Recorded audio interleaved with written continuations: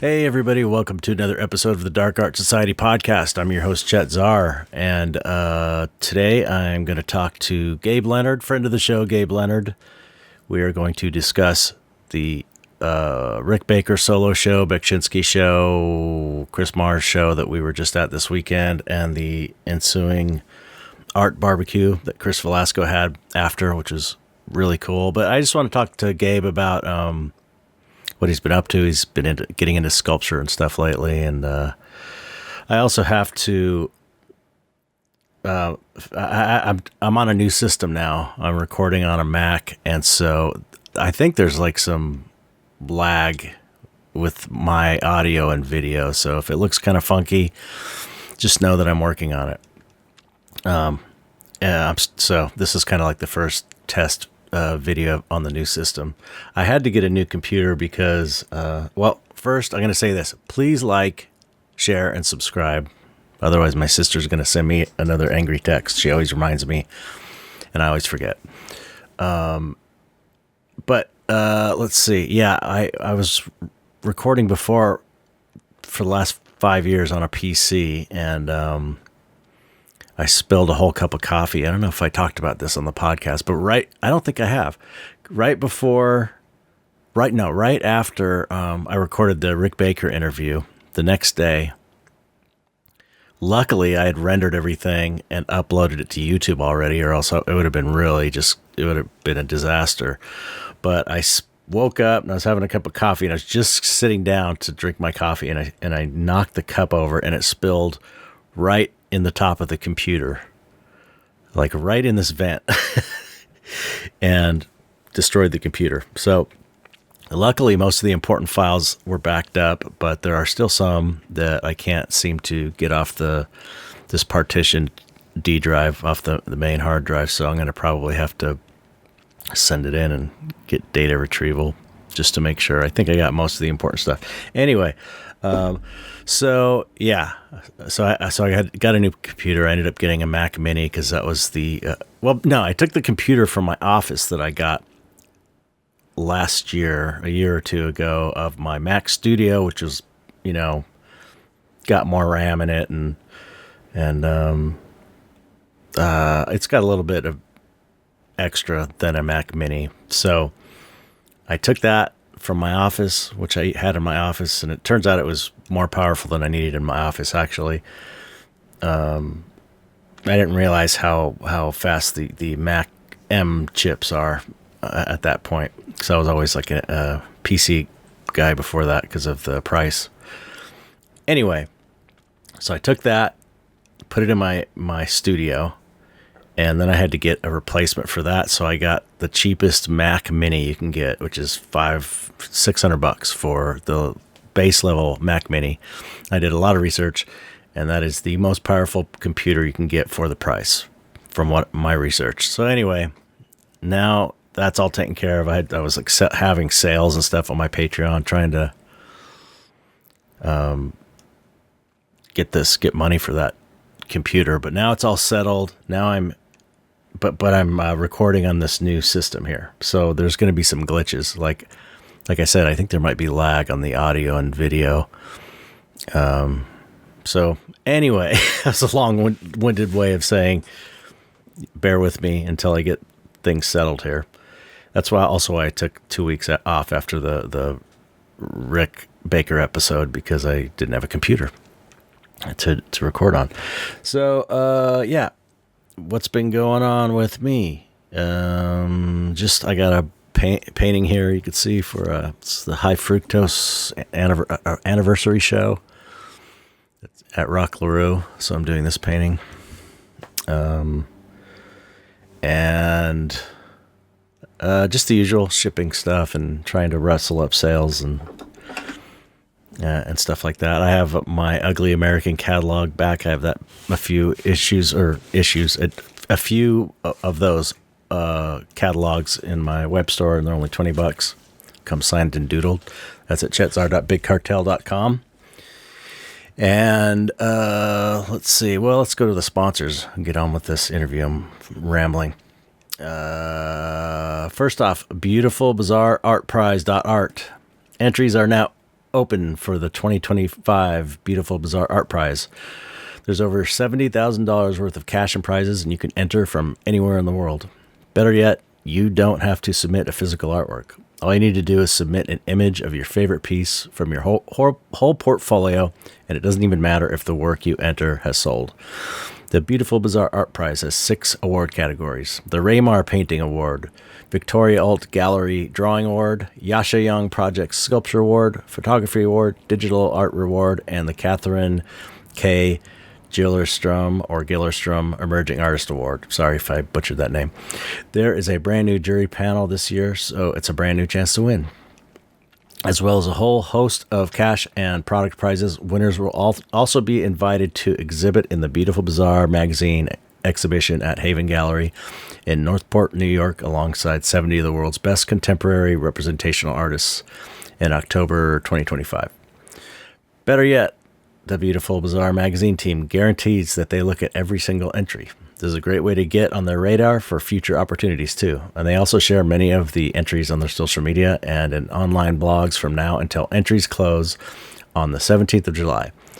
For more information and to enter, go to beautifulbizarreartprize.art. That's beautifulbizarreartprize.art. And there are links in the description. So yeah, it's a cool thing. So you should do it if you're, looking to make your way in the art world. It's a good way to do it. Our next sponsor is Skull Shop, SkullShoppe.com. And I get all my skulls from Skull Shop. Oh, shit. The jaw just came off. Anyway, you see me talk about skulls from Skull Shop. And if you join the Patreon, you get a what is it? It's I can't believe I'm blanking on this. Oh, you get a discount. I forget what it is. It's a pretty good discount on a Skull Shop skull, on the human skulls. And that's if you join the Patreon at the $5 and above level. You get a discount code for a Skull Shop skull. I think it's like 20% or something. Let me see. I'm going to look it up. I found it. 30% off human skull models at Skull Shop, SkullShoppe. That's huge. And these skulls are already very reasonably priced, and they look absolutely perfect. They're the most amazing skulls I've ever seen, fake skulls. So anyway, that's Skull Shop. And the Patreon. Oh, I really screwed this whole intro up. Okay. If you want to support the podcast, go to patreon.com/darkartsociety. Join for as little as $1. If you join at the $5 and above level, you get the 30% discount at Skull Shop. Okay. You get a discount code. Just if you can't find it after you join, just send me a DM or something. And I'll get it to you. And if you want to support my personal work, you can go to patreon.com/ChetZar, and I'm posting pretty much every day. And it's a good way to support if you would like to. I think that's it. That's all the exciting news. Yeah. It was a kind of a wild weekend we had. So Gabe and I talk about it, have a great conversation, more bitching about being artists and the struggle. So that's kind of fun. These are the things we talked about on the drive when we were driving around together this weekend. These are the things that artists talk about. So we're just sharing it with you. So I guess that's it. Okay, hopefully the audio is not too screwed up, but it will get better. I'll deal with it as soon as I can. I'm researching it right now. Okay, here you go. Gabe Leonard. I hope you enjoy the episode.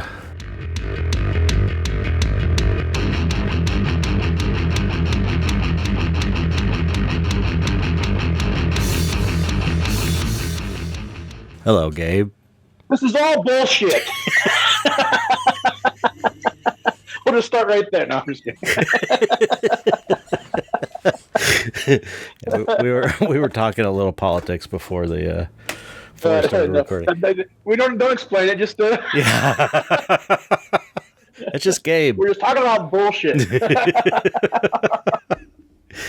Well, thank you for coming on. Thank you for helping me test out my new system on a Mac now. Do I look different? Yeah, Does it look welcome different or to the the- same as before? You look exactly the same, and you're using the same camera. Yeah, I know, but I just thought it might You're look. using the same microphone. Yeah, but things are just like slightly different on the Mac, so everything's kind of. Like, what's different about it? It I works better. yeah, yeah. It's it's just like small little tweaks. Sometimes you get more options and just in buttons in different spots and stuff. So I had to. You know, what's funny is I used to have like a Galaxy Samsung phones, and people who had iPhones because, hey, look at this new feature. It'd be a feature I've had for like 2 years. Mm, The Galaxy phones I always thought were better, more like the technology was always ahead of Apple. yeah, for a I while finally though. Yeah, I don't know what it is now because I finally succumbed to using Apple because all of my computers and other things I use in it, and it syncs with all of my other I know equipment. it's so nice. Just the But AirDrop. it's such a pain in the ass because it forces you into being in their little closed box system. I know. But so like, there's a few things I have that are systemized, and they're in their own little sandbox, so to speak. And as a whole system, it works really well. But various components of that system, there are other options that are better, but they don't work with the system. So you got this constraint. So Apple is one of those things where it kind of constrains you into their equipment, and it's Right. really expensive, Yeah, but but it all works really well together. right, but now it's not as expensive anymore. That's the thing about the how I got that Mac Mini. It was Oh yeah, only the Mac 600 Minis, bucks. but like go buy an iPhone. iPhones are fucking expensive. Yeah, yeah, that's true. That's true. But I always just put it on my Verizon bill, and it just is like a monthly payment whenever I upgrade my phone, so I don't feel it as much.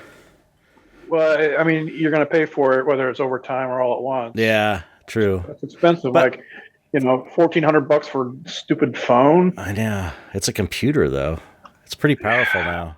And the cameras are like, Android used to have the better camera for a long time, and now the cameras are kind of If somebody is like, Amazing. here, carry this device around with you so we can spy on you wherever you go, nobody would be like, fuck that, they throw it in the trash. But for some reason, we're like, we can't live without it. look. Like, what is it? Like, Yeah. we can't, like, That- I've kind of went down rabbit holes recently. I got a Faraday bag, which Yeah. is like, it blocks all signals and things. And I've been putting my phone in a Faraday bag just because I'm like, screw Mark Zuckerberg and those assholes who are getting all my data for free. I'm Yeah. going to make it harder. It's my way of starving billionaires, I guess. But what it did was it forced me to really think about every time I had this compulsion to look at my phone to see what email I just got or if anybody said anything on blah blah blah. It's like it made me really hyper aware of how many times I was just out of the blue felt this compulsion to stare at my phone. Wow. And it kind of broke me out of it a bit, and That's my good. phone use went way down. I haven't been putting it in that bag too much lately, and now I'm all wrapped up and pissed off about the news and everything. It's like,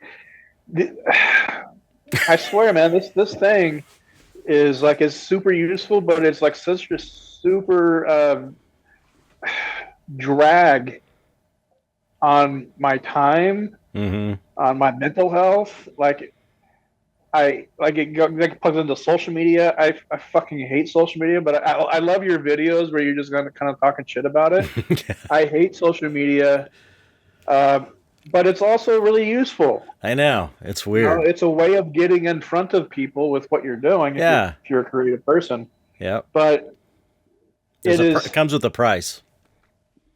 there's an irony I've been thinking about. We talked about artists and not wanting to deal with galleries or agents. They don't want middlemen in front of everything. Even the NFTs, like, there's no middlemen. Right. And the people who were saying that were the middlemen. Generally, they were the people buying and reselling the stuff. Yeah. But I see like social media as being the middleman because it is now the de facto access to the public. Yep. Whereas, back before we had all the social media, we would have to do it ourselves somehow. Yeah. Or we would work with galleries or agents who would be representing your work to the public or to buyers or whatever it is. And now we have social media, and for a long time, it was just like you had access to people without a lot of in between, without a lot of meddling. Mm-hmm. But now it's gotten to the point where to get access to the public on social media, you have to do something that's really pandering, and trends and dancing or whatever it is. I know.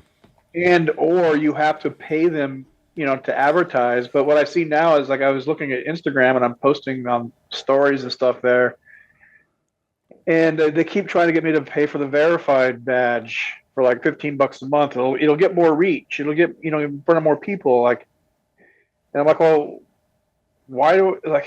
Okay, like, I guess if you want access to we're giving them all of this information that we have for free, and then they're turning around and selling us access back to ourselves. I know, it's so wrong. And then not only that, but then there's levels of this verified program, which are like, the next one's like $30 or $40, then $150, then $300, and it's for these different levels. Like, if you have a team of people and you have a real, like, big business or employees, it gives you more access to different things. But one of the things is that it'll protect you, like the two highest expensive ones, like they're like several $100 a month. Mm-hmm. It'll protect you against spoofed accounts. So accounts that spoof your name or try to pretend they're you and scam your audience or your followers.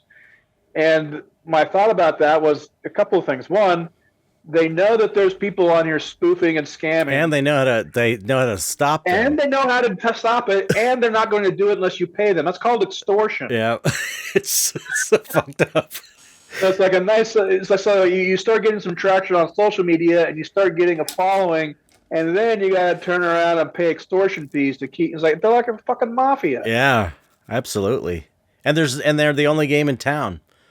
That's like the only place to go. It's like, other than going on the boardwalk and selling, or going to a gallery, but it's like, or some sort of real world interaction. Yeah. But that's the thing about, I remember when I was growing up, my dad had an art show. It's like he'd have to either get an interview in some obscure art magazine or take an ad out, which was like thousands of dollars to promote something. There was no way of doing it unless you're going to go like hand flyers out. Where are you going to go hand flyers out for an art show? Yeah, I mean, what you got to do is be out somewhere every week in front of people in the real world, and that's a lot of work. Yeah.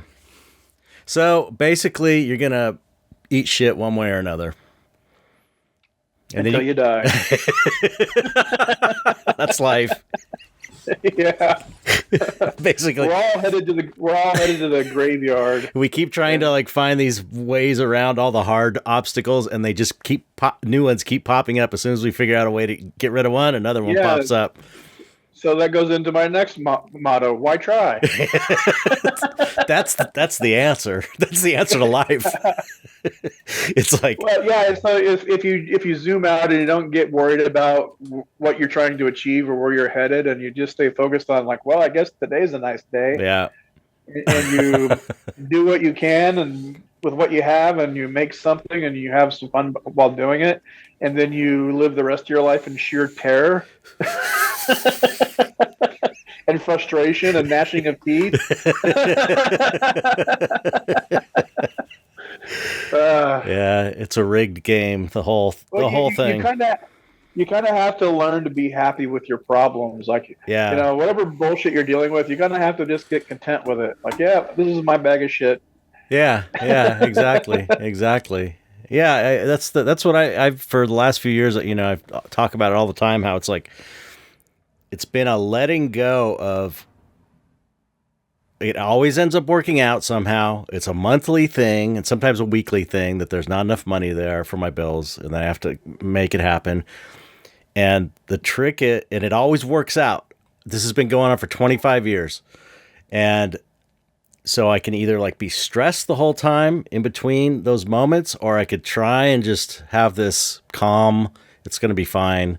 It's going to work out either way. It almost like you feel like if you're not worried about it, it won't come, but it still does come if you relax. And it's like so much more pleasant if you kind of force yourself to calm down and just not worry about it. Stay doing the work, Yeah, it's easier said than done. Yeah, I know. It's like the one big major lesson of my life, and I'm always trying to master that, but sometimes it's impossible because it's like so much pressure on you. You just kind of like have a breakdown, just like, fuck, why am I doing this? This is a stupid job.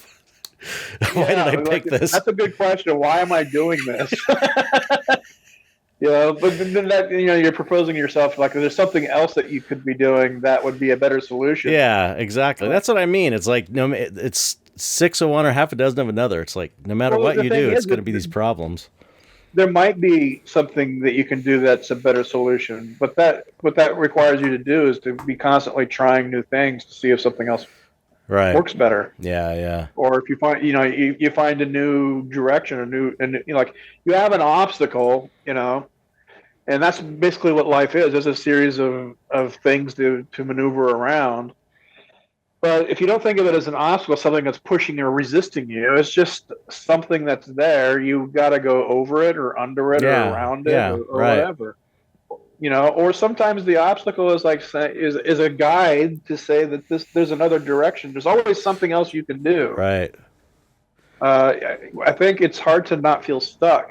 Yeah. Especially the more down a path you go, you're like, there's a sort of like, you feel like you've spent so much time. Like, we'll narrow it down to a painting or a drawing. I feel like you've gone down a piece of artwork so long, and you get to a point you realize like this needs some major reworking. And you don't want to just start over. You don't want to rework it, but sometimes that's what you got to do. Like, and that's that being able to let go thing. That's that Zen thing where it's like, when you're doing that, you're holding on to something. You don't want to you don't want to let it go because you spent so much time on it.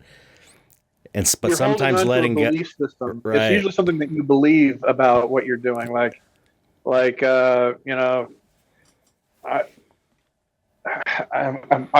coming up short on a good example, but you start believing that something has to work a certain way, and when it doesn't, you can't let go of that belief system. Yeah.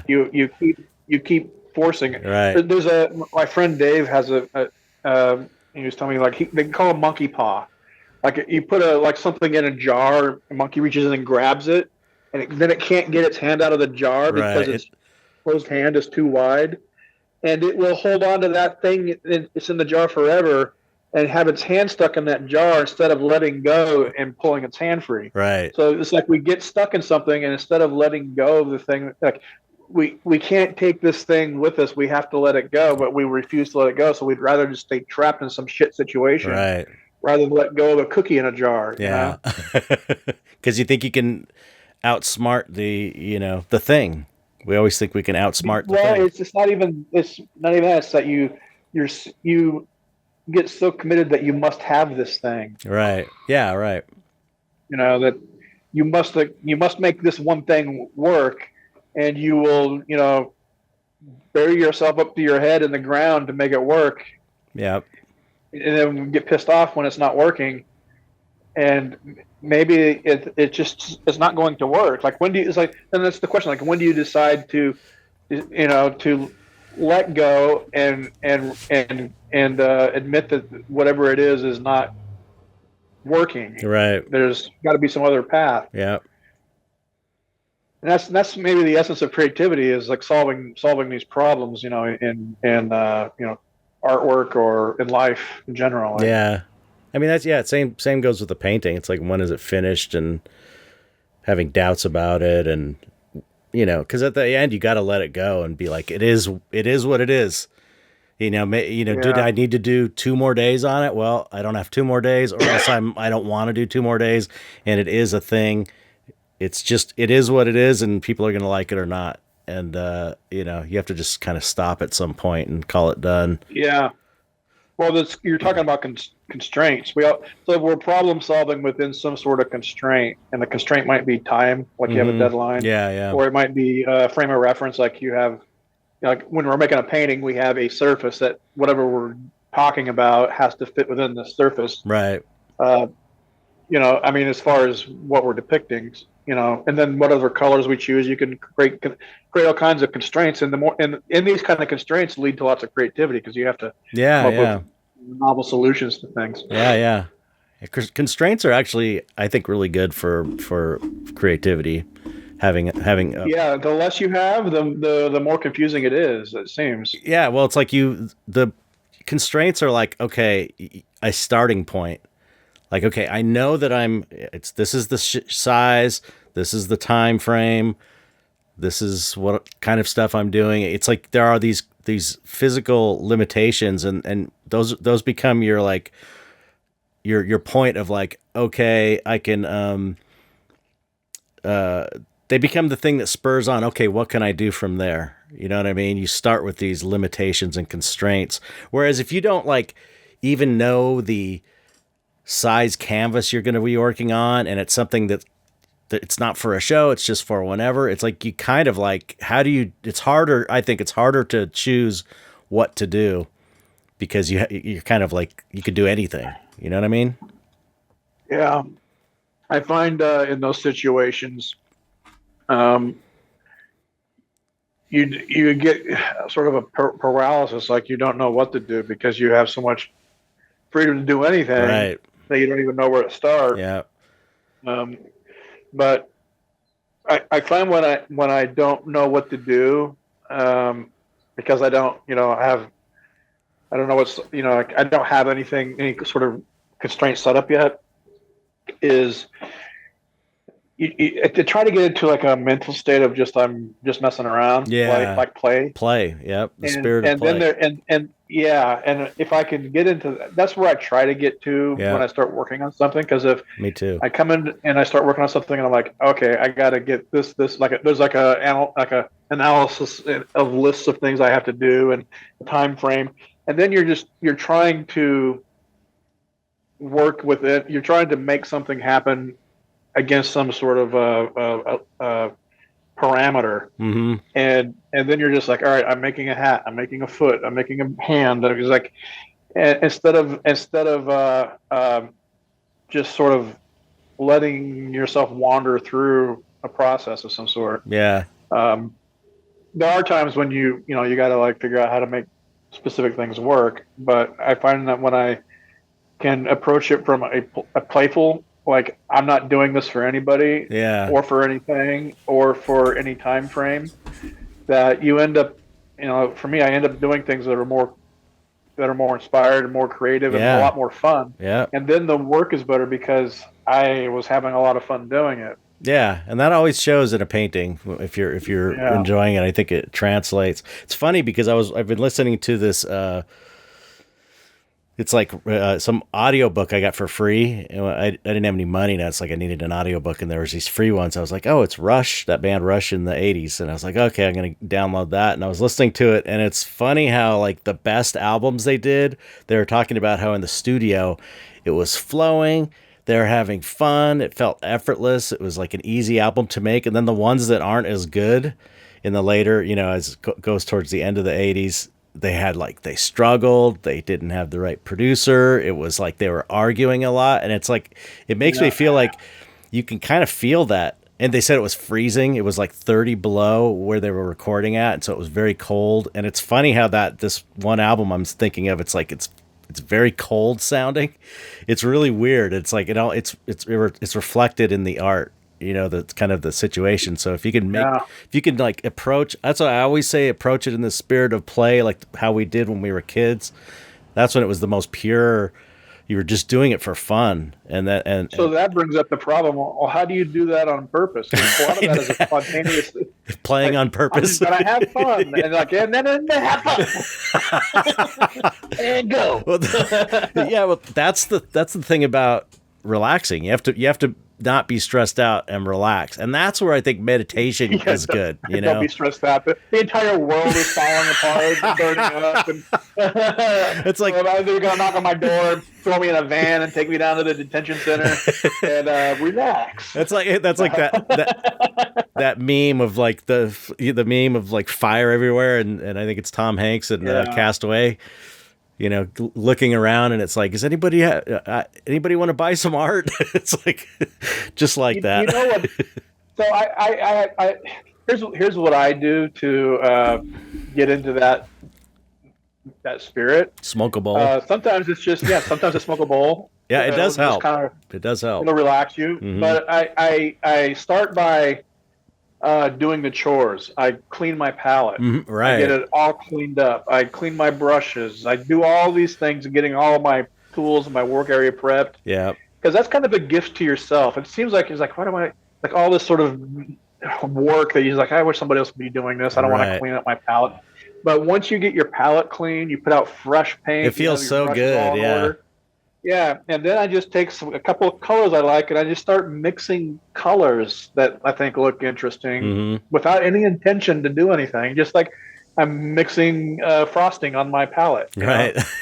And then I take it and dick around with something. Or if I'm not working on a painting, I'll just, have a pen and a paper, and I'll just start doodling on stuff and just let my mind wander. And kind of like when you're on a phone and you're doodling on something, you got to kind of not have any real intention. But I start with getting my workspace and my tools all in order.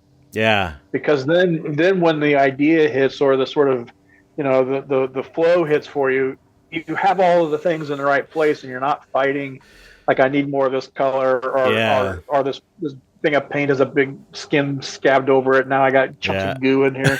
You don't end up fighting yourself with your materials and your tools and stuff. Yeah. So that's what I do. I do the same thing where it's like, if I'm getting ready for like a series painting I'm going to do, I like clean the studio. And it's so much nicer, as much as I'm like a sloppy, messy ass person. When I get it all cleaned up, it automatically makes me more likely to feel inspired to paint. When, like you're saying, everything's set up and it's like the palette's scraped and you're kind of fresh paint on there. It's like super inspiring. It's the value of space. Like we think of space as nothing there, but the space is is important. Just like you have a clear space, it means you have a clear space in your mind too, because your mind is reflected in your environment. So like, if I'm in the studio and I'm not sure where I want to get started, what to do, I just start putting things away and tidying everything up and sweeping my floors and then you get to a point where you're like, all right, now I'm feeling more relaxed. I feel like things are in order. Right. Because the little bits of chaos that are in your workspace or your personal space, we don't really always understand how it impacts the way we feel.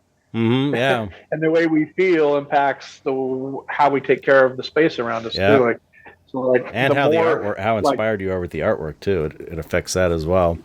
Yeah. Man, what a fucking job. What a crazy job.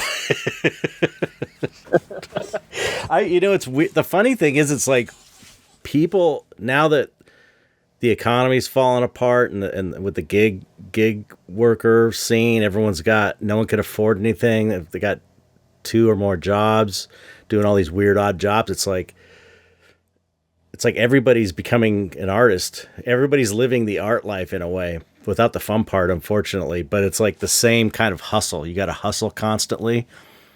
It's like more and more people have to do that now because everything's so fucked up. But when you're doing it as an artist, you're at least hustling for yourself. Yeah, and it's fun. And when you create the work, it's like you're going, okay, this is why I'm doing it. Whereas like when you're doing the gig work, it's just like you're just doing it strictly for the money, and it's hard to get the same enjoyment. The gig work gives you the flexibility of an independent contractor. Right. But it gives employers the financial benefit of not having to pay you as an employee, take care of you, or give you regular hours. And it turns everybody into working against each other. So I have friends that do Uber and Lyft, and basically, when you're in a big city, you're competing with every other Uber and Lyft driver, and it's a race to the bottom of who can answer the call fastest and do it the cheapest. Yeah, they don't take care of their people that work. Yeah, I had a guy during the pandemic deliver me food through DoorDash, I think, and he was saying I forget how many hours a week he was working, like 80 hours a week driving food around, and he was saying he was putting himself through like medical school or something. It was really crazy. It was like some really expensive.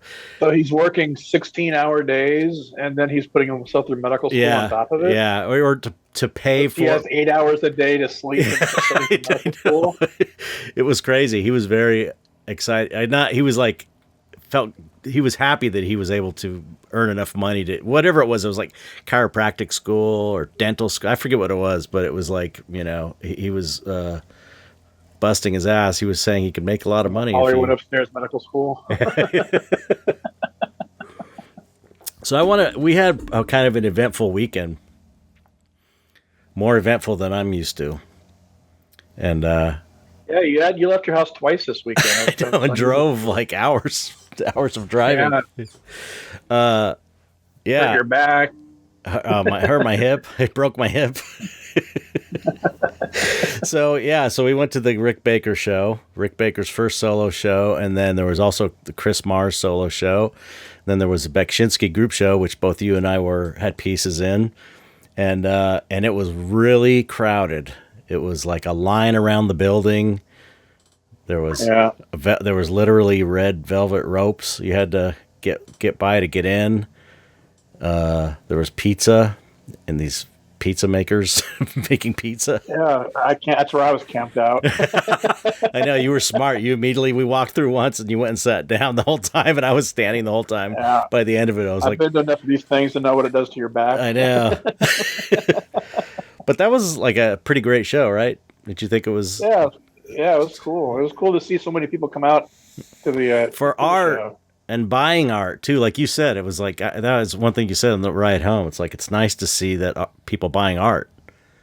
Yeah, because that's always a risk that people are just going to stop buying. It's like buying art and collecting art is a luxury. Really strong indicator of the confidence people have in the economy to some degree. Right.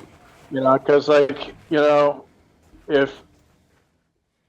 your world financially is falling apart, buying art isn't on the top of the list for people. Right.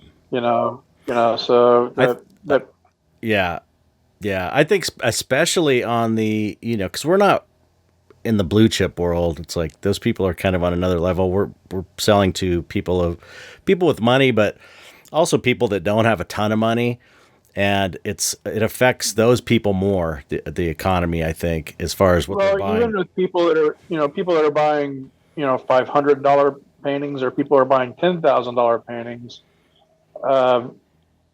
before they start plunking money down, there's a certain amount of confidence they have, right, in the financial situation they're in. I remember going through this back in like 2008 when the economy tanked from the financial meltdown we had. Mm-hmm. And I remember seeing on the news like all this bad stuff, and the stock market was going down, and this was going on through like December and into January. Mm-hmm. And I was doing festivals at the time. I'm like, shit, man, I was just getting, my first events were like coming up in March. I'm like, I don't know what's going to happen. If they all tank, I don't know what I'm going to do. And I remember getting to the first events, and they were down a little bit, but not much. It was still profitable. I'm like, all right. And as I went through, it's like every show I did was just fine. And in fact, the next few years were some of the most profitable years I ever had. Wow. In the middle of the financial crisis. I know. I did pretty well during that too. I don't know why. It was a weird thing. And I had family members that were losing their jobs, and it was a shit show for a while. Mm-hmm. And the only thing I could think of was that, what I was doing is I was going to festivals and street shows. I would be there for a weekend, and then I'd be gone, and people weren't doing a lot of traveling. I just happened to have things that were in the right price range, a few $100 here and there. Mm-hmm. And people were wanting to buy stuff because they were at home more, and they were buying. And it wasn't like I was there all the time. They could just come back some other time and get it. I was there for a weekend and then I was gone. Right.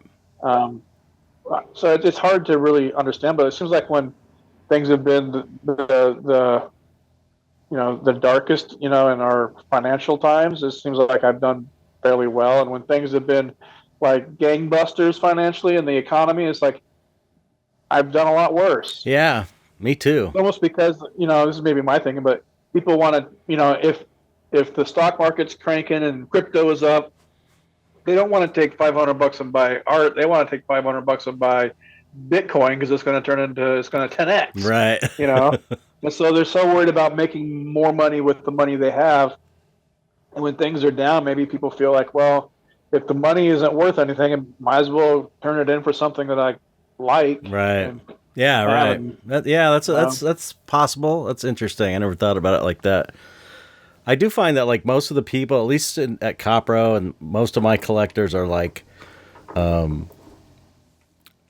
they know they can sell it if they get in a bind, but they are not buying it as an investment necessarily. It's more like they're buying it because they really love the painting, which is really cool. You know, yeah, I think to get to the point where people are buying buying stuff purely as an investment, they might not even like the art, but it's like they're just laundering $2 million, you know, so they don't have to pay taxes on it. That's like a whole other level.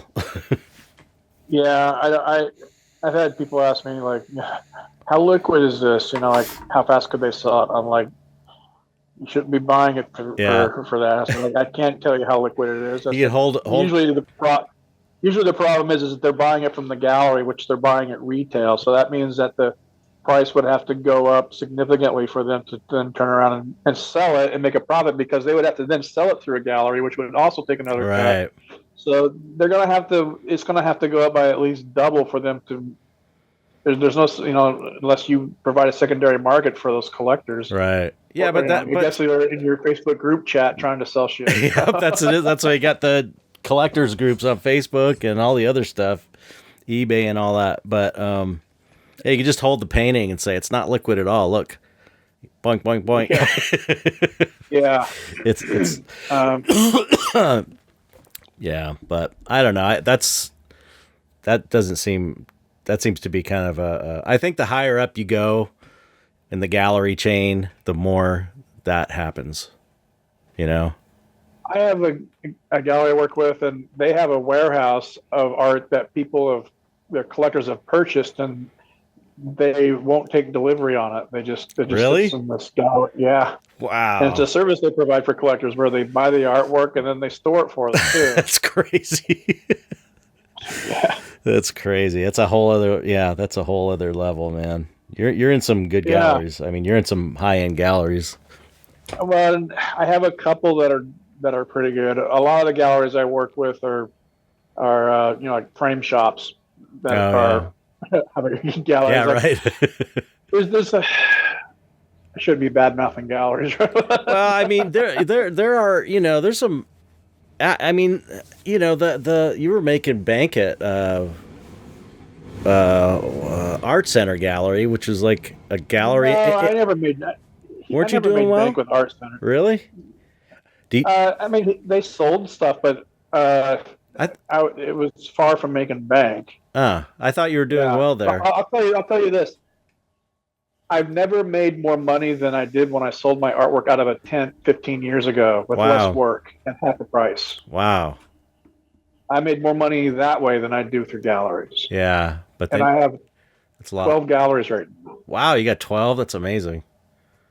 Yeah, they fluctuate. They go in and out of business. I had 14 at some point. Like, the galleries, when galleries work well, they're working well because they're running a real business. They have they're staffed adequately.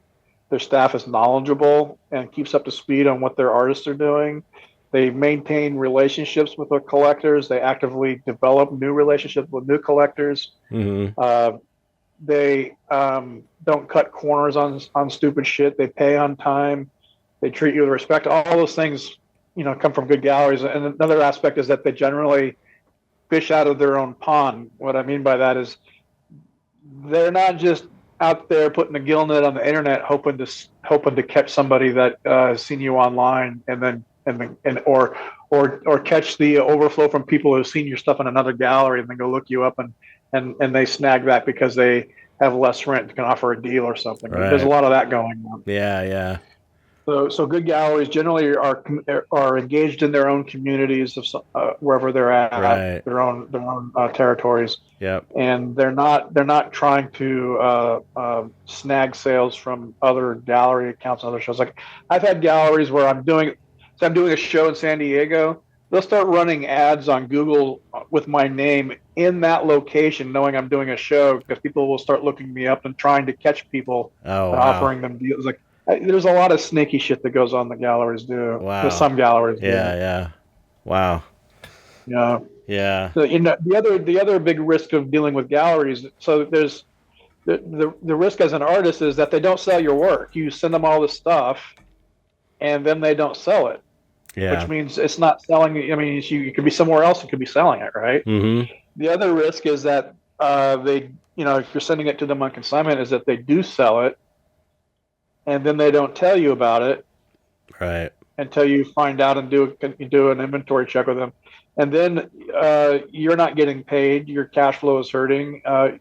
That's the other risk you're taking. Yeah. The other one is that they sell not only that, but not only you're not getting paid, but if you're selling prints, they're not reordering so they could sell it again. Mm-hmm.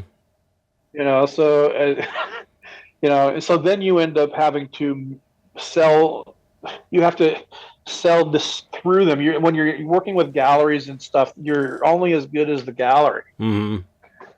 as the staff in the gallery, and how Yeah. well trained they are. If people come into the gallery and they see your work on the wall, and the gallery has no idea about how to talk about it, Yeah. and they just shrug their shoulders and like, this guy does Western style stuff and it's kind of cinematic, and and some of that can be because you're not providing the right materials to help them understand what you're doing. Mm-hmm. But some of it can be because you do provide that stuff and they never read it, or they never see it, they never pay attention to it, or the gallery staff turns over so much that they never have time to get any trained Right. education Or, on your program. or they have, like, one thing you were saying is some of these galleries have too many artists, and you get lost in the Yeah, shuffle. that goes back to even when I was coming out of art school. You trying to get agents for illustration work. If an agent had like 40 or 50 artists they represented, what that meant is they had 3 to 5 that they made all their money on, and everybody else was filler. Right. So if they could get you work, they would, but they weren't out there batting for you. And Right. I mean, that's the way. Even when I was selling in the when I sell my artwork, selling prints, even from the boardwalk to the street festivals to guys, like, you might say you have 20 images that you have prints of. You might have 4 or 5 that are really big sellers. Yeah. And all the others are just, you sell them here and there, they're filler. Yeah. Yeah. But what happens is if you have too much, people don't know what to look at, and they get.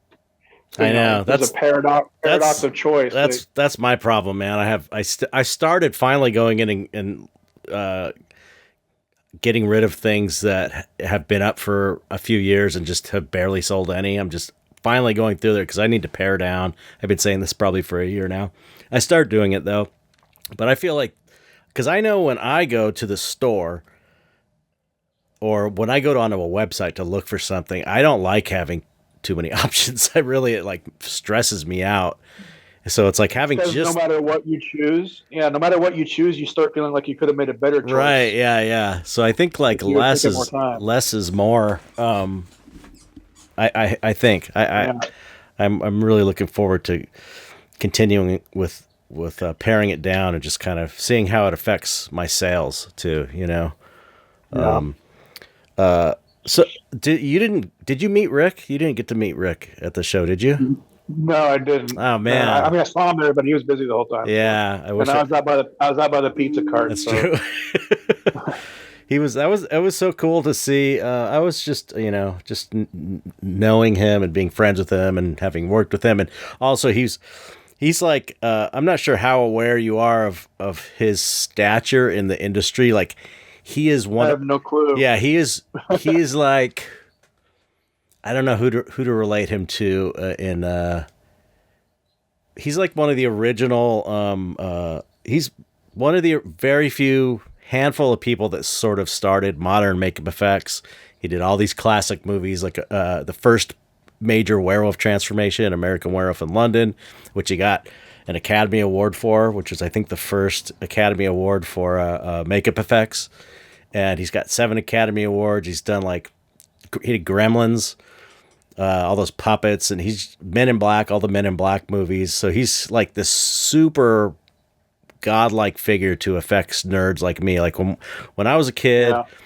I would I'd buy Fangoria magazine, and it was like the horror movie magazine, and I would look through an article on him, and I'd just be studying, and it's like there wasn't the internet, so it's like if you're trying to figure out how to learn this stuff, and you're looking at the bottles up on the shelves in the background of the photos to try and figure out what they're using, what chemicals they're using. That's the kind of thing you had to do, and then you talk to other effects nerds that you met at a convention, and you'd write letters back and forth and trade these, Yeah, there was no YouTube influencers. No, there was nothing. You go to the library with 5 helpful hints and tricks to make your sculptures look good. You go to the library, and there was maybe one book on stage makeup that you might get one little tidbit of how to make a mold of a nose or something. Anyway, but he's that guy. He is the guy. He's really probably the biggest makeup effects artist in the whole industry, I think.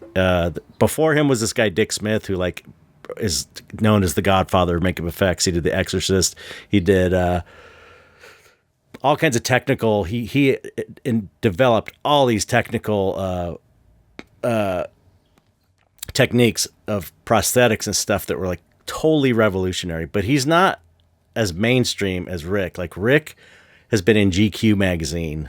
You know, he's like a regular. He's been on TV all over the place, and all over. He's like major like crossover mainstream guy. So that's why so many effects people showed up there, because there was I'm sure you didn't know unless I told you, but a lot of the people that showed up were like effects people, like from my generation that worked for him for years. Like everybody respects him. So. It was pretty cool. It's kind of like a high school reunion for me, seeing a lot of people I hadn't seen in like 20 years. But it was cool. It was cool to see him get that kind of, it's his first show. It's like he's working on movies. It's like when you're working on effects, you're someone else's. You're making something for someone else's creation. You're helping, but you're also, it's not your film. And it's like, this is like the first time I'm aware of that he showed his own personal work that wasn't for someone else's thing. You know what I mean? Which I'm sure, because I interviewed him, and he was saying he was kind of nervous about it. And it's like, I wonder if he was nervous because it's, you're showing your art. It's so personal, especially for the first time. Did it seem like something you wouldn't have expected from him, though? What do you mean? I mean, it was his personal work, but if you had never seen any of his personal work, was it different than his professional work that he does for clients? No, I feel like it had a lot of people that come out of the effects world were influenced by a lot of the same things, and it felt like an effects guy, is a painter and did an art show. Kind of like it's just like the stuff I do, especially the older stuff where it was portraiture. He did a lot of portraits, a lot of zombie type guys. Creepy, weird, dark stuff. Yeah. There's an aesthetic. We were all raised on the same shit. We all had the same magazines and watched the same movies. So it's like, and it attracted a weird certain type of person to effects. It's like we all have these common threads. It's kind of funny. Does anybody became a landscape painter? Not that I'm aware of. One, I know one of Rick's guys. His name is Tom Hester. He, I'm not sure if he's still doing it, but he broke out to do his own sculpture, like bronze and stuff. And it was like a regular thing. It was like tigers and animal stuff. It was really amazing, really great. I think you sent me a link to that. Yeah, maybe. Sounds familiar. Yeah, probably did. But anyway, so the lines were insane. It was a really great show. And then the Beksinski show was great. I thought the work in that was awesome. Your piece is amazing. Super cool. Thanks. It's the study for the piece behind you, which yeah. I don't know if you can show that painting. It's so great. It's so awesome.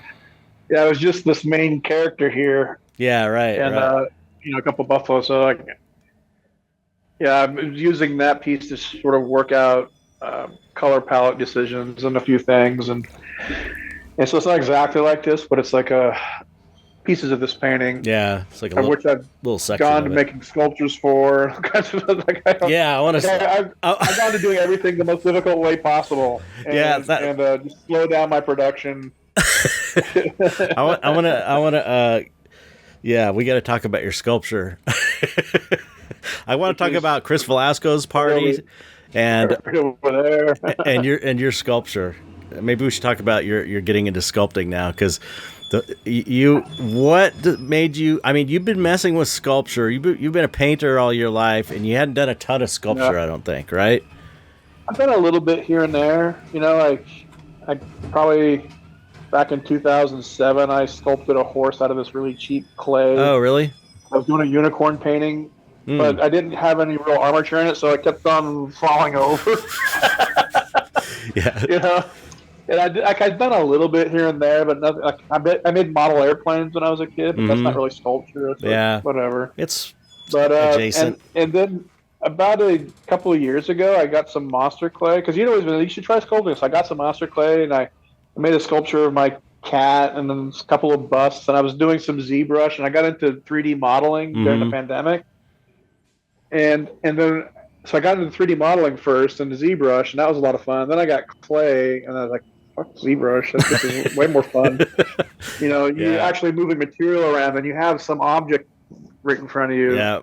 And then I put that to the side for quite a while. And then recently I was like, I have this painting and these characters, and I'm like, I need solid reference for them, but they're skeleton people. I don't. Yeah, it's like I needed a reference that I didn't really have any way. Like I didn't have a way to. I have a skeleton, like a model skeleton, and I put a jacket on him, and I wired his hands up so they would be so I could see the folds and stuff. But I didn't quite have the kind of suit that I wanted. I wanted this really specific kind of big collars and things, and I guess that was your life size one you're talking about, that life size skeleton. Yeah, I have that, but then I decided, you know what? I don't know what finally caused me. Oh, I was thinking about doing some sculpture. I saw this guy on YouTube named Don Lemon, and he's like a Western sculptor, does sculptures of horses and stuff. And he was doing this demonstration that he had got this armature, his horse armature, from this company, and it had all the wires in it. Because that was one of my big hangups. Was like, didn't know how to make the armature. How big should I make it? What should I do? And I found this company that made armatures of people and horses, and like that solved that problem. Why am I going to do this the hard way? Right. I'll get the thing and it's figured out for me, and then I'll learn how to make armatures by seeing how they're supposed to be made. Right. So this, something like that. But I started ordering bricks of clay. You told me what kind of clay to get. I ordered some of it, and then I just started whipping this sculpture out, because you can pose it, and then it's all got a back iron on it. It's all. Well, you started with the buffaloes first, right? Yeah, I started with the buffalo, and I made that by. So I had that was so I'm doing a bunch of buffalo in my paintings. And I've been to the Buffalo Ranch in Wyoming, and I've got photographs and sketches from being on their tour out there. Mm-hmm. But I have ideas for doing things with buffalo that I don't have any reference, like buffaloes running at each other or bucking like a bull or doing different stuff. It's like, so I need to know what this thing looks like. So I got online a sort of a printout of a buffalo skeleton, and I made a armature that was based on the skeleton, and I started sculpting that, and then I have an anatomy book that shows it's like an animal anatomy book. Mm-hmm. One of the animals is a cow, which isn't quite a buffalo, but it's similar. Yeah. And then I had all these photos and videos that I had taken of buffalo, and I used those to make a sculpture of this buffalo. And the thing that struck me is that now I had a way more thorough understanding of the structure of this animal. So when I was looking at my references, I understood what I was seeing. Like I understood what these bumps are, how the pelvis was shaped. That's why it's important to study. Yeah, that's why it's important to study anatomy, even if you have photo reference, because sometimes the photo will show you the anatomy, but you're not sure what that bump is. And when you know what that bump is, you can tell when you did it wrong or it's in the wrong spot. It's really, it's like a two, you need both of those. You Yeah. need, you need reference, and then you need some kind of anatomy study so you know what you're doing, I think. Well, that even goes back to faces. Like when I was doing the ZBrush stuff, I was doing a project for a friend. He had an animated short film he was working on, Yeah, those are and I was great. creating the character faces for it. But I had to brush up on all of my anatomy of the skull. Like Right. there's very, everybody's got variations and makes them look unique, but Hmm.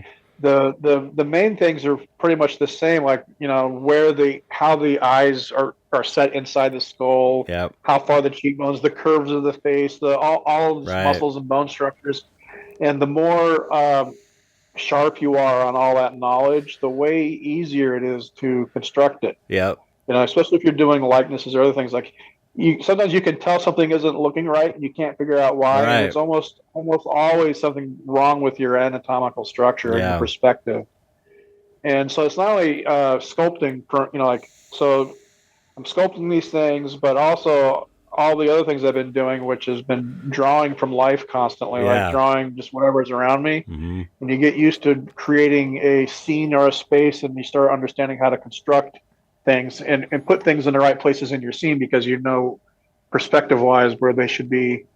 So all of these really fundamental things like anatomy, perspective drawing, Life drawing. light and dark color, like all the fundamental stuff. The more you really practice that stuff ad nauseum, when you go to make a creative piece, you have a really sharp toolkit to express ideas, and you're not sitting around trying to figure out how to make a buffalo look like a buffalo. Hmm. You're expressing a buffalo that has a certain posture and a state of being in space in a certain lighting, and you have all that technical knowledge sharp and right at your disposal. Yeah. At your disposal, along with having all of your materials set out right, your clean palette, your Yeah. tools in the right spot. So you have your tools, you have your materials, you have your experience and expertise in what you're doing, and then you can take all those things and playfully express them and make them look good. Right. And you're not fighting yourself trying to figure out all these things. Right.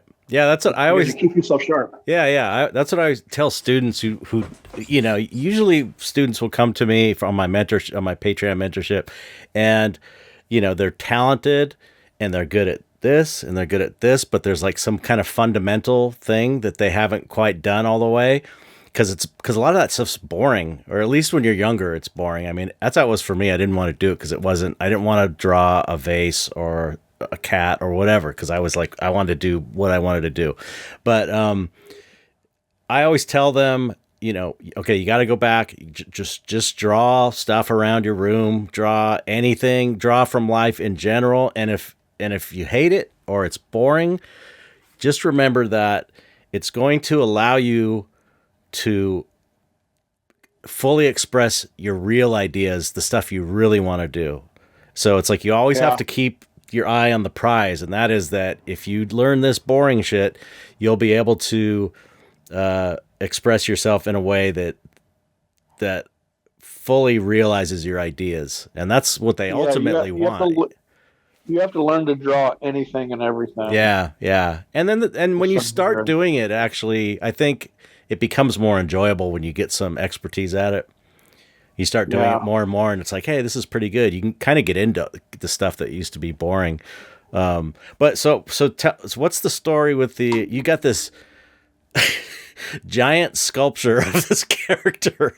We went to oh, good. You can show it. Okay, go stand. Can you stand by it or show some kind of size reference? Because we went to his studio before we went to the show, and this thing is huge. It's humongous. It's like Let me see if I can set this down. Yeah, it's hard. It's hard to really. Let me see if I can turn my. Can I turn the camera around on this? I don't think I can. Yeah, I don't know. Yeah, that's pretty big. It's big. It's like how many? It's like what, 2 feet tall or something? Well, if it's standing straight up, it's 36 inches tall. Wow, 3 feet tall. Yeah, it's huge. Here, yeah, show. Can you show up the full figure there? Can you pull back a little bit? I'm having a hard time seeing what's on the screen here. There you go. There you go. Yeah, so it's the skeleton dude with guns that you made out of what, balsa wood and balsa wood and clay. Chavant NSP medium. Yep.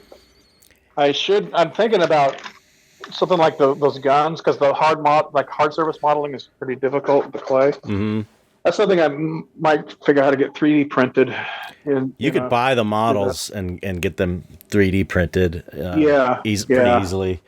I'm sure they have those kind of guns. But anyway, so it's like, it's just funny because, you bought all these armatures. Anyone that knows Gabe knows that when he does something, he kind of goes all out. he goes all. I don't have room for all this stuff. So I got stacks of. I came over weeks ago, and he had all these cool armatures he just bought, and then we came over to pick him up for the show, and he had this giant 3 foot, 2 foot, 2.5 foot tall sculpture, and it seemed like you were just going to maybe initially rough something out so that you had photo reference for it. And now it's been, I don't know how long you've been working on that thing, but you just completely have been obsessed with sculpture and totally getting into it, which I'm happy about because I think it's so cool. Yeah. My painting's been sitting here looking at me with side eye the whole time. But how long have you been working on that guy? It's been a while. Just a couple of weeks. Yeah. A few weeks. Amongst the other things I've been working on in the studio, but I'm like, I gotta work on. But I wanted to work on this painting, but it was like the next thing I need to work on is this character that I'm making a sculpture for, and I didn't have it complete enough for what I wanted it. Because what I wanted it for was to see how the legs looked with the drapery folds and different stuff. Like I needed to see how this character looked. I mean, I could make it up out of my head to a certain degree. Mm-hmm. But I wanted to have it a little more solid than just something I completely made up. It's always nice to have reference. Cartoony, it can get cartoony if you're just making it up completely. So you're like, no, go ahead. I was gonna say the problem I've run into now is that my reference looks like clay and not like fabric. Right. So I don't know. Maybe I'll end up making little suits for him and stuff out of bed sheets or something. I don't know. But you've gotten like totally into sculpture now. Like you're into it, right? Oh yeah, it's fun because then you have this other thing. It's like, not only do I have a painting, but I have these other sculptures and artifacts that are, if I could get it cast made into bronze, and then it's just like a cool thing. And it's really valuable as a reference tool because you can light it any way you want, and it's just like it helps you understand what you're painting more if you've actually so if you could model it like that buffalo, like that buffalo I made. I don't even look at it for my painting, but my making it just helps cement in my head what is actually going on in the anatomical structure of these animals, so that I can, when I look at my references I have or I look at my painting, I can see what's not working by understanding how it's constructed in a three-dimensional space. Like the thing about painting and drawing is we're creating all these illusions of on a flat surface. And in sculpture, those illusions, there is no illusions. It's either it's correct or it's not. Right. And the sculpting I took to it pretty quickly because I've drawn and painted for 30 years, and all these dynamic poses that I've used in my drawings and paintings. So when I look at my sculpture in different angles, I know when it's not right because I'm looking for the curves I look for and the movements and gestural things that happen when you're drawing people. Mm-hmm. So the other thing we tend to forget is like when I went to art school, but what I did in art school for 4 years is I drew figures from life several times a week for 4 years. Wow, yeah. There was no internet. You didn't get pictures and draw. You learned to draw from life. Yeah. And then that makes it easier to draw from photographic references. So that's where we're going back to telling people to draw what's around you. Go draw from life. Study it firsthand because you can't get it on the internet. Yeah. That goes back to AI. The whole problem with AI is that it's trained on just what's on the internet. Yeah. So it can't express anything that it hasn't been fed through its experience of the internet imagery. Yep. But we have everything around us. We have reality. We have reality to draw upon. And so, but it helped me to recognize, and even in my own work, is that I had become too reliant on setting up my own references. Like I always set up my own, like get models and wardrobe and stuff, and that's really great. But if you're not constantly drawing from life and you just have your photos, then you're just relying on your photos, and only the information that's in your photos is there. Yep. And if you don't know what's going on around in 300 degrees, 60 degrees, then you're kind of a slave to that reference. Yeah. And so then the reference becomes the authority in the image making. Yep. And the AI goes another step in which you don't have any say in how it outputs anything. Yeah. All you're doing is giving it a direction, like an art director, and then it's just compiling shit that it's found online. Yeah. And you know, one of the good examples is a clock. It'll always have 10, 10, 10 because that's the way clocks are dominantly photographed. Oh, wow. So you can't have Really? all the different times. Yeah. I remember hilarious. one time I had an AI output early on, and it had Getty images in it. Like, Yeah. I've seen It that. was ripping off Getty images. But I couldn't get AI to do what I wanted it to do. Mm-hmm. And then I was looking at my own methods, and I'm like, I need to really dig deeper into brushing up my technical skills and understanding of everything that I'm making these paintings about, so that I'm not so reliant on the references I'm taking that I'm copying in the lens distortion into the image. Yeah. You know, from the references. Yeah. And that goes back to understanding how we see things in perspective, how that works, how things are constructed, how anatomy works, gestural drawing of figures, and all that stuff. Yeah. So draw from life at every opportunity you can. Yes. And sculpt. The best advice I can give anybody. Yeah. And sculpt. I feel like sculpting is an underrated skill that really makes you a well-rounded painter if you also know how to sculpt. It's kind of like the missing link between reference and the final painting, kind of, because you're, like you said, you're making the thing in 3 dimensions, and it gives you just this inherent understanding of what the thing is. So I always encourage It'll people help you understand what you're looking at in photographs too. Right, exactly. So it's I think it's kind of, like I said, it's sort of a missing link. I don't think it's stressed enough. It seems like people are either sculptors or painters, but I think for painters, being able to sculpt is a huge advantage. So the thing that struck me was, like, I don't know why everybody isn't making sculptures. So why do you think people aren't doing it?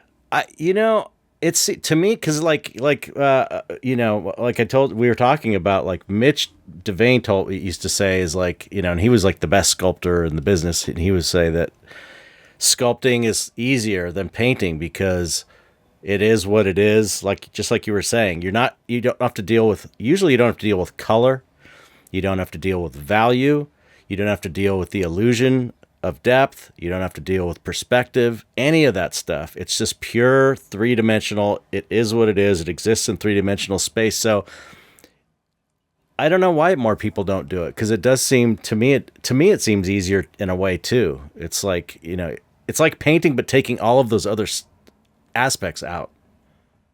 You know what I mean? Maybe people just don't appreciate it as much. I don't know. It's not as immediate. Like with a painting, you can immediately have an object to sell. Like, so this clay, now for me to turn that into something that I could sell, I have a bunch more steps to get involved with, and it's a lot more expensive and time consuming. And there's a lot steeper learning curve because of the material that you're dealing with. Yeah. That's why I switched to painting, because the first thing I did when I thought I'm going to be a fine artist was this sculpture, and I did that soft spot sculpture, and it was exactly, because I was using like makeup effects techniques, and I had been working in that field for 15 or 20 years at that point, and so I knew what I was doing, and it came out perfect. It came out exactly how I wanted. I look back at it now, and I still think it's probably one of the best things I've ever made. Like, I don't see really any problems with that. Like, I was learning, because I wasn't. I was already been an expert at that because I was working in the field with all the best people.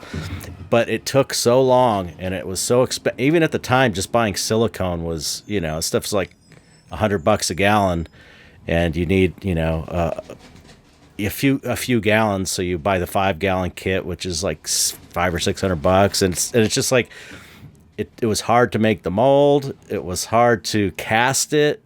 it was hard to seam it. There's that edge along the mold line, and then painting it was like so sculpting it and painting it was the fun part, and the mold making process was so difficult. And so anyway, point being, I was like, okay, I felt like it was like a $10,000 piece, but it's like I had no career in the fine art, so I put it at like 10 grand, I think. And of course nobody bought it. And it sat around show it in shows and people loved it, but it eventually, Guillermo bought it. But after 10 years, but, as soon as I finished it, I was like, there's no way I can make a living at this. Cause I was at that point looking at how am I going to get out of effects and be a fine artist. And there's no way I'm going to do it with what I wanted to do, which was sculpture. I want to do these realistic monster sculptures. So then I switched to painting, cause it's like in the time I did that, I could do 40 paintings for less and invest way less money. And, so I just completely focused on the painting. So I think that's a big part of why people don't sculpt is because it, like you said, it takes more time. It takes more money. Immediate. Yeah, like when I'm making these sculptures, I have no idea. You know, the idea of making money on the sculptures themselves is like probably the last thing in my mind. Like I've already got people asking me about like, hey, are you going to sell these? Are you going to? I said, I don't know. That's the best though. The process of molding it, getting it cast. Like, how am I going to do that? I don't. You need what you need to do. Like I said, you got to have Lee mold it, and then have a foundry do the bronze if you do a bronze, or have Lee do resin cast or whatever. Yeah, and then don't. I can only see that's going to like something that big is going to be really freaking expensive. That's a multi-piece mold. It's not like not like two halves. That's like it's going to be a crazy mold that can be done, but someone like Lee who's been doing it 25 years is going to need to do it because it's going to be super complex. But the thing is like it's not worth learning all that stuff at this point in your life because it's just like you don't need to know it because it's purely technical work and it's a lot of I would definitely have somebody time do all that. Yeah. It's unless I just wanted to go through the process of doing it all myself and screwing it up. Well, yeah, or you could do that on a much easier model if you did want to learn it, like a head or something, a 2-piece head mold, which it's fun. Molding and casting is actually really fun, but that thing is like I wouldn't even know how to mold that, and I'm pretty good at mold making. But I know that it can be done. Any mold can be made. I've seen the craziest 20-piece molds where it's like there's dividing lines all over the place and you have to kind of key it together like a puzzle. It's kind of insane. And that's what that one's going to be. I'll go through it. I'll have it figured out at some point, but but my intention of making it was just to do it for the fun of doing it and having another way of creating a reference for the paintings I'm working on. But it's so. But now look at my paintings. I'm like, I don't want to work on my paintings anymore. I just want to work on sculptures. But that's another fun, great thing about sculpture is like if you get burnt out on painting, you can start sculpting, and then you can kind of go sculpting for a while, and then you miss painting, and you can go back and forth. That's how I feel about it. That's what I'm kind of doing. Yeah.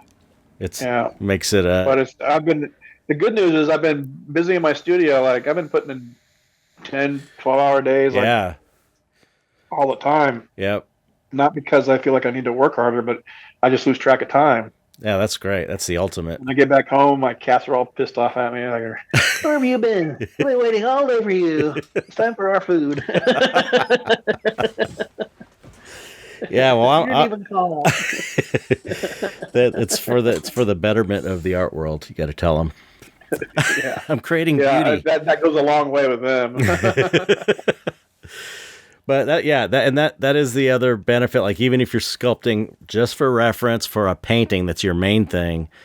Just from a business standpoint, and as you know, we always have to. It's making my paintings better. It's making your paintings right. But also, it's like you said, it's an artifact, and it's something connected to that painting, and it's also a beautiful piece of artwork in its own right. And and you could have it 3D scanned and do smaller versions of it. It's like I might do that too. Yeah. Yeah. We do that too. If you get a hard cast, like I said, if you get a hard cast that's like sturdy with an armature in it, you have Lee make a hard cast after the mold. You could just drop that off at a 3D scanner place or whatever, and you don't have to worry about messing it up and smushing the clay. Yeah. You know what I mean? It's kind of like a master copy. You could also make more molds off it if your mold deteriorates or whatever. But anyway, yeah. So it's like another way to earn a living as an artist. Is it's making your paintings better, but it's a new thing to sell as well, and something that people want. I would totally have that. I would buy that if I was like a rich guy, and I would buy a bronze of that in a second. I'll just have it. I'll get it, and it'll be you lean it up against the bathroom door when you don't want to wait. Don't go in there. That's hilarious. Okay, last thing I want to talk about is the Cris Velasco's art party on Sunday. Oh yeah. So Cris Velasco, what? More pizza. Yeah, that was good. Both of them were good. Yeah, it was good.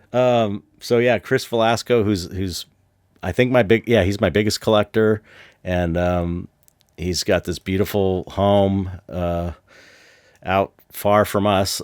It's a kind of a drive.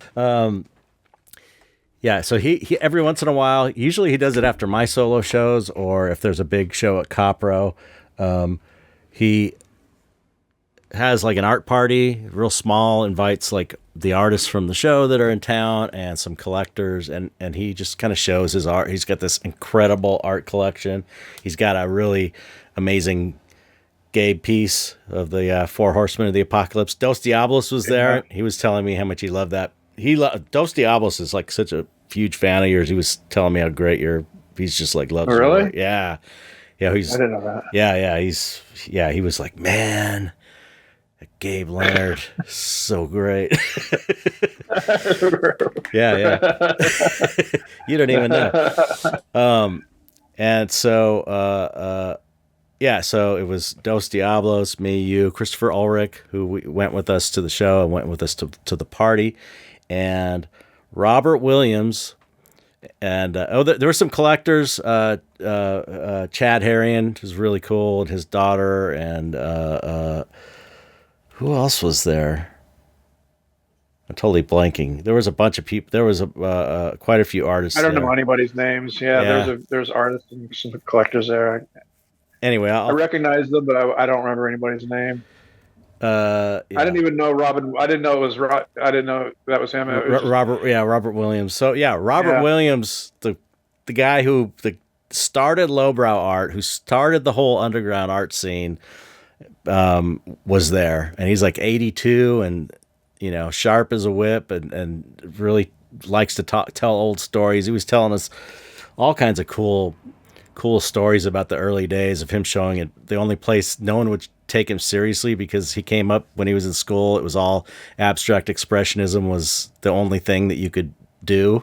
And any kind of realistic painting they called you an illustrator if you did that. And nobody painting figurative work was taken seriously in art school. Nobody wanted him. So, he ended up going into underground comics, and then he worked for Big Daddy Roth, doing all those crazy hot rod monsters and stuff. And then he started showing his paintings, which I also didn't realize. He said he was in his 40s when he started selling his fine art stuff, which is kind of late, And so he would show at any punk gallery it was like punk art galleries that had punk rock shows and art on the wall. And he was saying how it's like the reason they showed the art was that they didn't have to pay for a liquor license because there's like some kind of loophole with art galleries, and you can somehow have alcohol there and not have a liquor license or something. And he was just talking about he was selling them for $600, and these paintings that I'm sure are worth like tens of thousands of dollars now. And he's finally. I was talking to his wife, Suzanne. It was really amazing. It's like he finally made it. He's been accepted by museums, the blue chip world. He's up there now. He's one of those guys. And it's like he was pushing. He was the first guy. And he kept saying, he just got to keep pushing and pushing and pushing. And he finally got it. It only took him 80 years. 40 years. 40 years. So we got. He's 82. Yeah, he's 82, and he starts showing when he was 42 or something. So that's when he said he started making some money with it. He's been doing stuff for quite a while before that. Yeah. Well, he was doing like the comic stuff, but I think it was when he was selling the paintings, was showing in galleries, is when he. I think anyway. Yeah. But he's working on his 16th book right now. He's got all these. He's just like done everything, and so it was really, it was just super cool sitting around talking to this legend who's, it was weird seeing him. Oh, Olivia was there. She was. It was just. I don't know. That's funny though. You didn't know it was him at first. I was like, how he introduced you to him. Yeah, I did. Yeah, you're like, this guy doesn't do commissions. I was thinking about that. The irony is the painting that Cris Velasco has was a commission. That was the last commission I did, actually. Yeah. Well, it's just, we'd gotten in this conversation the other day about you not liking to do commissions, because unless it was something you wanted to do, which I think most artists feel that way, but you're the first. Or not, you're one of the few that can afford to turn them down. No, basically, it's not even about affording. It's because I've gone through this. The agent I work with that manages my gallery accounts, and we're talking about doing commissions, and I keep on hemming and hawing. It's like, well, I can do commissions, and I would have all these stipulations, rules, and I finally just admitted to myself, I don't want to do commissions. Yeah. I don't like saying no to people, and sometimes if people have a great idea and it's something I would want to work on, I find a way to. But for me, so you can't just go to people like I do commissions sometimes, depending on what it is. Right. Because then eventually I find myself coming around to no, because their commissions are like something I'm just not interested in doing. Yeah. I got so many of my own projects I want to do that I don't want to do other people's projects. Put it ahead of it. Yeah. Sometimes it's not a great financial decision because doing a commission would pay more bills, but I would rather work on the things I want to work on. Yeah. And so I finally just decided, at least for the time being, I just tell people straight up I don't do commissions. That's so funny. I'm not interested. I'm not taking commissions. You can't be hemming. You can't well, not at this time, because then. It's just like if you don't want to do something, really, you have to admit to yourself that's not what you want to do. Yeah. And you have to. It's not about like I'm too good for it or anything. No, like that. I know. I was just. We've all dealt with commissions, and sometimes they're good. Sometimes it's going to be a complete headache. Yeah, but the thing that I have my kind of limit on commissions, and that is it has to be something I want to do or in my wheelhouse. Basically something I want to do. If it's something that I don't want to do, I just won't do it because I don't feel like I'm going to do a great job at it. It's like part of the reason I think my artwork turns out good is because I'm into it, Yeah. Well, when I've done commissions and they turn out the best ones that turn out, this because like even the one I did for Cris was a 4 Horsemen of the Apocalypse. Right. So like I'm gonna make them bikers. Yeah, that was like the. And I did it because been wanting to do it anyway, so it worked out. That's a theme that you could probably do a lot of paintings, different paintings, if you felt like it. I mean. That is such an awesome idea. I mean, totally. As soon as because I was going to do 4 Horsemen for him too. He wanted to get different arts to do, and after you came up with that idea, I was like, "Fuck, bastard! I wish I would have thought of that." It's an awesome painting. You should do more 4 Horsemen as bikers. It's like that's. I could, that's one thing I could do. You could make sculptures of them. You could do animated movies of that shit. Yeah, but the commissions idea is, it's just I think I would rather live and die on my own vision. Yeah, absolutely. Yeah, that's why we're doing this. We're doing this because we want to do our own vision. And if other, I got into this because I didn't want a job. I didn't want to be working for other yahoos. It's a double-edged sword. you don't have to do shit for other people, but sometimes you're broke. Right. Yeah. Yeah. The thing, You know? but there are benefits to commissions which is that you get paid more unless you're going, the gallery sets up the commission. If you're doing a commission directly, you do get twice as much money, which is nice. The other negative though is I like paintings to get out into the world and at least give people an opportunity to see them in person. And when you do a commission, it's not going to be in a show. It's kind of like, that's kind of a bummer to me a little bit. Yeah. Because galleries that's true. Don't want to show paintings that they can't sell. It's just like taking up space on a wall that, it's not going to. Yeah. You can't put those. Yeah. Well, you can make prints of but that's not seeing it in person though. That's the thing. That's not. Yeah. You got to see it in person. That's true. So that's one of the downsides too, but I'm happy to do them when it's something I'm into. But what else happened at the party to wrap things up? Stephanie Vega was there. Her partner Glenn. Olivia was there. Anyway, there was a lot of people there. Yeah, it was a mixed crowd there. Yeah, and it was a good amount of people. So it was great, but the highlight was definitely talking to Robert Williams and hearing his old war stories. It really felt like, as a fan of underground art, it was kind of like felt like in his historic meeting in a way, pretty damn cool. So thank you, Cris, for putting that party on. And thank you, Copro, for doing an amazing show. Yep. And it was a good weekend. My hip hurts, but aside from my hip hurting, my feet hurting. That's the price you pay now, though. Going out. I imagine doing that every weekend. Oh my God, I know. I used to, man. Back when I was first starting, I would go to all the shows, because I was networking. And that was an interesting thing too. I'll let you go.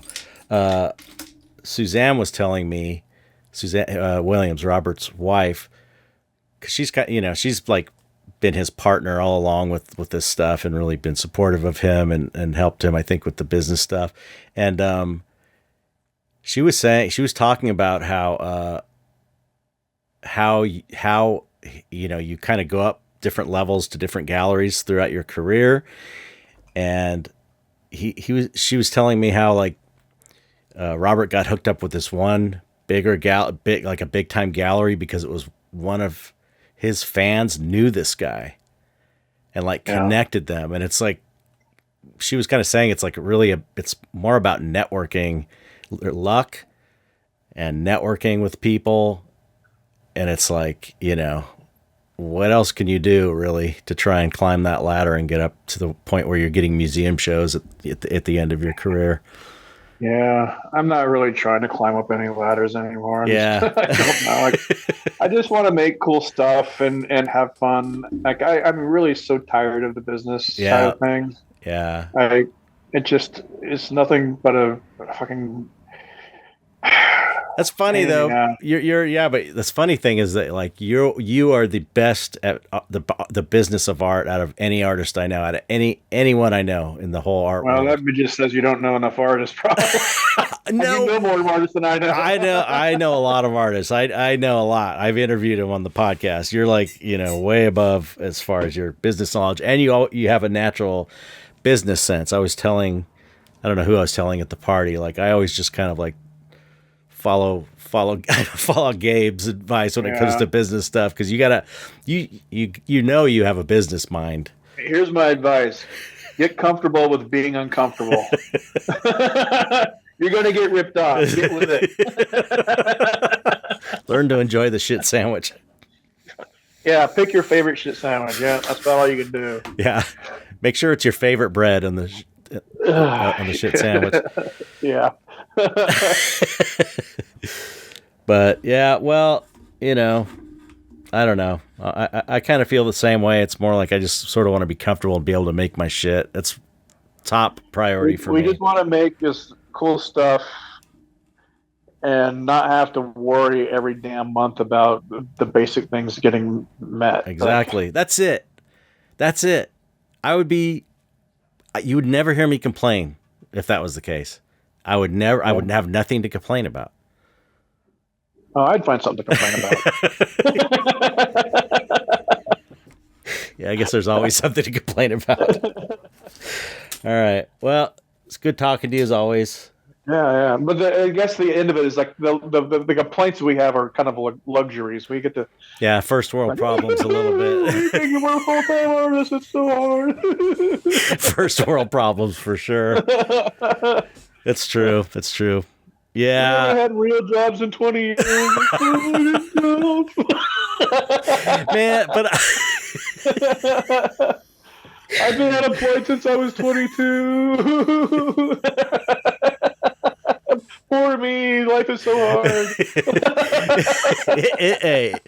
It's stressful when you got like $200 to your name and you got to pay some huge bill. It's like, nobody else knows what that's like. Yeah, well, I'm complaining about it because I have a podcast.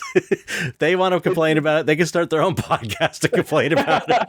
It's not that's the problem. Is that when you get into your late 40s and 50s, and that's the problem, and you're running out of runway, right. You're like, shit. That is the main problem. Is like you're realizing it's like I have less and less time every day. It's like less time I have to. When you're in your 20s and 30s, you're like, I'll get there, and Yep. these won't be my problems. And then you're in your 40s and your 50s, like, I think I messed up somewhere. Yeah, I didn't get there. I took a wrong turn in Albuquerque. Maybe I shouldn't have left Albuquerque. Maybe it's not too late to move there. I don't know. This is the artist life, though. Like I was talking to Olivia, the most successful. She was highly successful as merchandising her stuff and making tons of money.